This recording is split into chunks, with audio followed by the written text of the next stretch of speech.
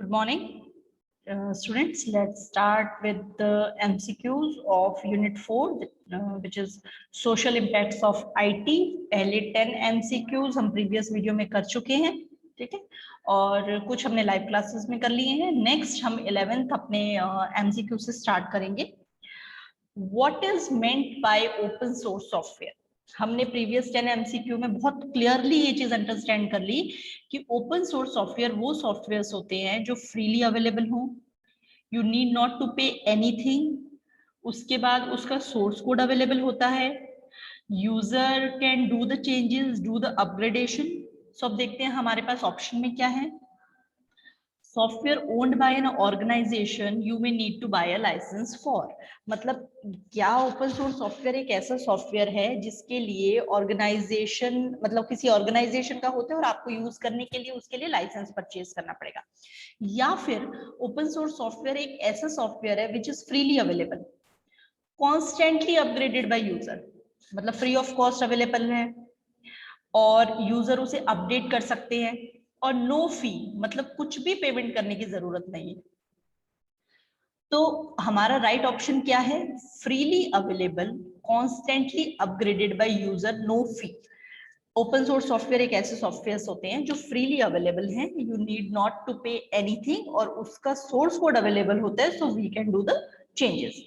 Next one is which of the following is not open source software. इनमें से कौन से ऐसे हैं जो ओपन सोर्स सॉफ्टवेयर नहीं है, मतलब आपको फ्रीली अवेलेबल नहीं है, यू हैव टू पे समथिंग फॉर इट, या फिर आपको लाइसेंस लेना पड़ेगा.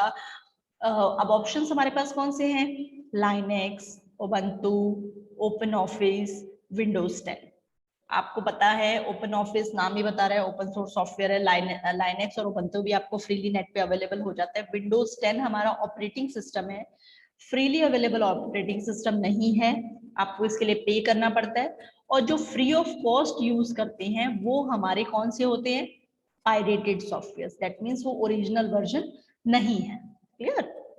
Next, which of the following is not proprietary software. इनमें से ऐसा कौन सा है जो proprietary software नहीं है? That means उसके यूज करने के लिए आपको मतलब क्या कहते हैं, प्रोप्राइटरी सॉफ्टवेयर का मतलब वो वाले सॉफ्टवेयर जो आप किसी ऑर्गेनाइजेशन का होता है और आपको यूज करने के लिए लाइसेंस चाहिए.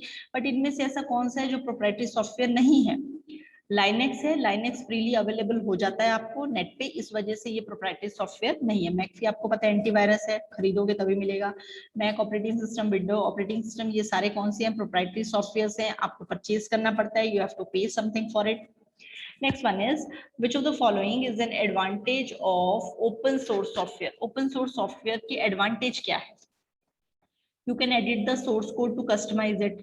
मतलब आपको source code मिला हुआ है तो आप उसे अपने हिसाब से change कर सकते हो. You need to be an expert. आपको कोड चेंज करने के लिए आपको वो कोड आना चाहिए तभी चेंज होगा. You have to pay. आपको कुछ ना कुछ पेमेंट करनी पड़ेगी. Can sometimes be too generic for specialist purposes. मतलब कुछ अपग्रेडेड काम करने के टाइम पे हमें ये ऐसा लगता है कि ज्यादा ही जेनरिक है या बेसिक चीजों पे बना हुआ है. सो इसकी सबसे बड़ी एडवांटेज क्या है? एडवांटेज हमारी सबसे बड़ी यही है कि आपको इसका सोर्स कोड अवेलेबल है, आप सोर्स कोड को चेंज कर सकते हैं और अपने हिसाब से उसे कस्टमाइज कर सकते हैं. दैट मीन्स कि आपको जो रिक्वायरमेंट है उस हिसाब से आपको सॉफ्टवेयर को यूज कीजिए. नेक्स्ट है विच of the following is disadvantage of open source software. Open source software की अब डिसएडवांटेज क्या है? जब ओपन सोर्स सॉफ्टवेयर है, फ्रीली अवेलेबल है, कोई स्पेसिफिक ऑर्गेनाइजेशन का नहीं है, आपको कुछ पेमेंट नहीं करना पड़ता, तो दैट मीन्स उसकी जो चीजें होंगी वो इतनी टेस्टेड हो, वेरीफाइड हो, कोई जरूरी नहीं है. अब यही चीज इसमें कही हुई है. इसके डिसएडवांटेज क्या है? High quality software. अगर कोई सॉफ्टवेयर हाई क्वालिटी है तो वो किसी की डिसएडवांटेज हो ही नहीं सकती. Not as customisable. आपको पता है ओपन सोर्स सॉफ्टवेयर है, फ्रीली अवेलेबल है, तो कस्टमाइज होते हैं, सोर्स कोड मिलता है.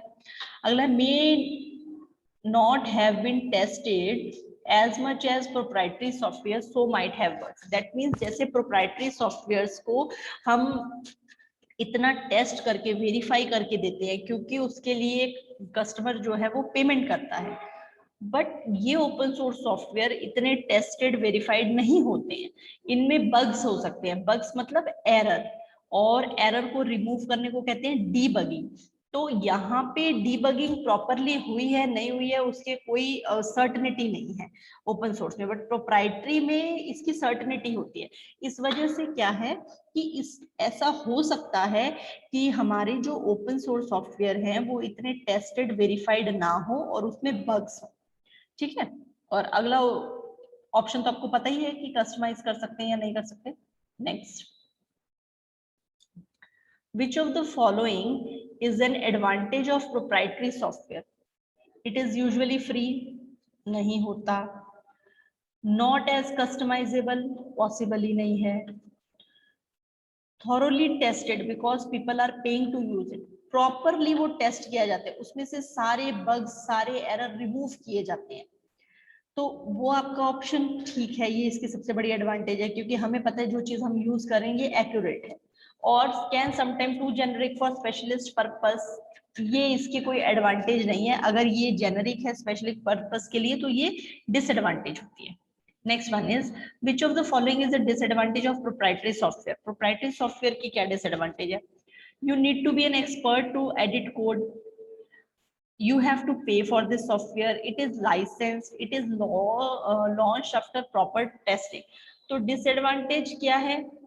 it is launched after proper testing, तो ये तो इसकी एडवांटेज होगी। ये लाइसेंस्ड है, वो कोई एडवांटेज डिसएडवांटेज की बात ही नहीं है। You need to be an expert to edit code, आपको कोड एडिट करने के लिए एक्सपर्ट होना पड़ेगा, बट इस केस में तो आपको कोड मिलता ही नहीं है। तो बचता क्या एक ऑप्शन है, यू हैव टू पे फॉर दिस। वो पता है कि प्रोप्राइटरी सॉफ्टवेयर जो है वो हमें फ्री मिलते ही नहीं है, तो आपको पे तो करना ही पड़ेगा।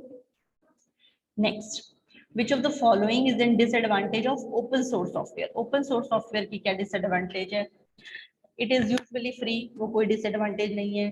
you need to be an expert to edit code, ये हम पहले ही पढ़ चुके हैं, ऐसा कोई नहीं होता।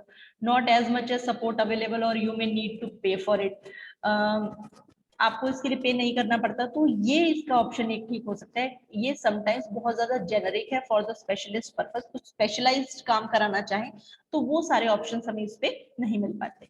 फिर नेक्स्ट क्वेश्चन है, an organisation purchases new computer every year. एक ऑर्गेनाइजेशन है वो हर साल नए कंप्यूटर खरीदती है और जो पुराने हैं उसको डंप कर देती है अपने किसी यार्ड में, मतलब गैरेज वगैरह में उसको रख देती है।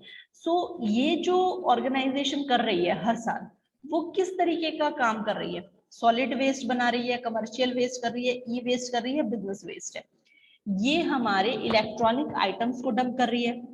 हर साल नए इलेक्ट्रॉनिक आइटम खरीदते हैं और पुराने वाले को डंप कर देते हैं। तो ये किस तरीके का वेस्ट है? Electronic waste. ये क्वेश्चन रिपीट हो गया है। अगला, A research student is expected to write a thesis on a topic। एक रिसर्च स्टूडेंट को अपनी थीसिस लिखनी है, मतलब किसी पे आर्टिकल लिखना है। अब स्टूडेंट ने क्या किया, नेट से ढूंढा और ढूंढ के कॉपी कर दिया, और कॉपी करके अपना नाम लिख के दे दिया कि ये लो मेरा रिसर्च वर्क। बट ये तो गलत है, ये तो उसका नहीं था, ओरिजिनल काम तो उसने नहीं किया, उसने तो सिर्फ कॉपी पेस्ट करने का काम किया। तो ये जो एक्टिविटी है वो किस कैटेगरी के अंदर आती है? स्पैमिंग, फिशिंग, प्लेगरिज्म या ट्रोजन? ट्रोजन तो एक एंटीवायरस है, स्पैमिंग मतलब होता है बल्क में मेल्स को भेजना, बच गए फिशिंग और प्लेगरिज्म। प्लेगरिज्म आपको पता है किसी दूसरे के काम को अपने नाम से प्रेजेंट करना।